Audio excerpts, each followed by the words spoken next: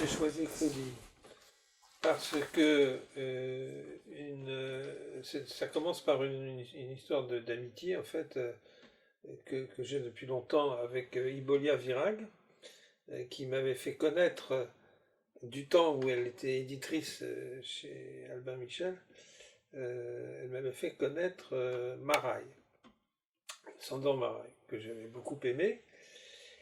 Et j'avais fait sa connaissance à ce moment-là, et elle m'a ensuite fait connaître ce petit livre de Crudy qui s'appelle N, N, qu'elle avait traduit, qui est paru chez un petit éditeur aux éditions de la Baconnière, et qui m'a enchanté. Alors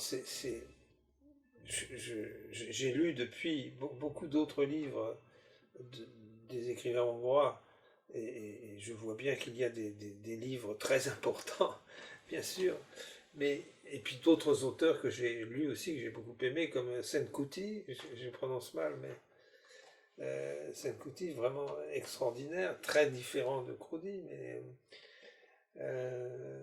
mais c'est Crudy qui m'a enchanté.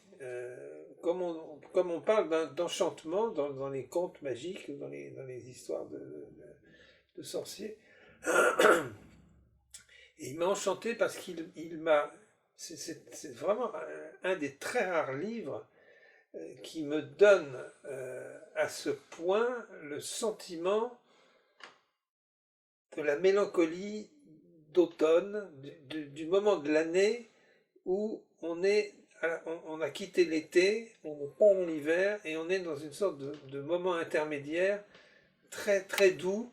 Les fêtes de l'été sont terminées, et Noël n'est pas encore là, c'est pas encore du tout le temps de Noël, les fêtes, etc. On est dans un moment d'intervalle, et qui fait résonner quelque chose de très profond, qui est peut-être simplement le temps, l'essence du temps, des jours qui passent. Et je rapprocherais volontiers ça de Proust, en fait, pour un Français, pour un lecteur français, comme je suis. Pour moi, il y a une grande proximité, en réalité, pas tellement stylistique, ça, je ne veux pas comparer Crudy avec Proust, mais en revanche, je pense qu'il y a une sorte de complicité dans la résonance, dans l'écoute du temps qui passe, et ce moment de l'année comme ça, qui est très doux, à la fois grave et doux, et on le voit bien quand on est à la campagne. J'ai cette chance de pouvoir être assez souvent à la campagne, l'automne, il y a une musique d'automne, une sonate d'automne qui intervient là, et qui est très profonde, très unique, enfin vraiment, et je ne suis pas étonné qu'un écrivain d'Europe centrale, qui géographiquement occupe un lieu aussi sur la carte, euh, qui est une sorte de lieu d'intimité.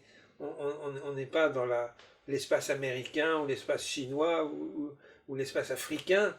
On est en Europe dans un minuscule endroit très profond, très profond, très fin, très délicat, et très sensible. Et moi, je me reconnais là. Je suis chez moi là. C'est là, ma maison, c'est là. Donc, c'est pour ça quand vous m'avez proposé d'évoquer un livre de cette bibliothèque, j'ai pensé à lui tout de suite. D'ailleurs, depuis, j'ai écrit une espèce de texte sur lui dans un livre qui est paru d'études universitaires sur la Hongrie et la littérature.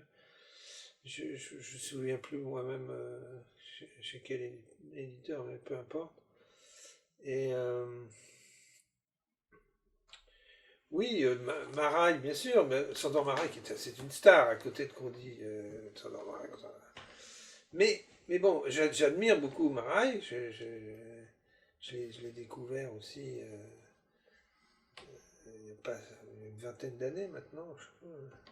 Et j'aime toujours énormément, mais je ne trouve pas chez Maraille cette intimité que j'ai trouvée dans NN, qui est vraiment le cœur du cœur du cœur de la mélancolie Mitteleuropa. Alors ça,